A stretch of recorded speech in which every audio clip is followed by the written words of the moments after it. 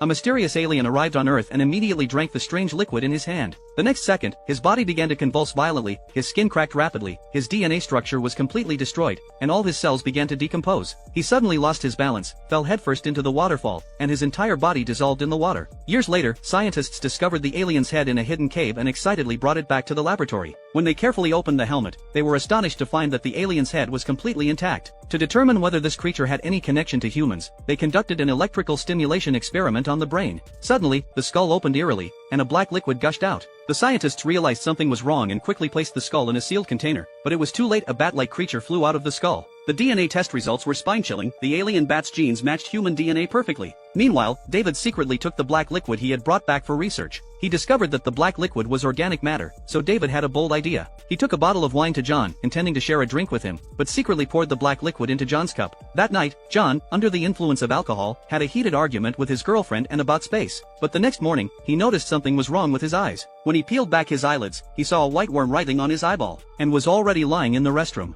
David told Anne that she was already 10 months pregnant, which left him speechless. She had never been able to conceive since childhood. How could she possibly be pregnant? Moreover, she had only been in contact with John for a few hours, so there was no way she could be 10 months pregnant. Anne asked David to remove the child from her womb, but David instead administered a sedative. It turned out that David had already realized Anne was pregnant, which was the result of him giving John the black liquid. David wanted to bring him back to Earth for research. When the doctor came to examine Anne, she regained consciousness and suddenly attacked the two of them, then ran to the self-surgery table, set the program, and began performing a cesarean section on herself to remove the child from her womb. The creature that emerged was terrifying. Even more terrifying was that when they returned to the cave to continue their investigation, they discovered another alien in a dormant state. They attempted to awaken it, but this led to catastrophic consequences. The alien began violently attacking everyone as soon as it opened its eyes.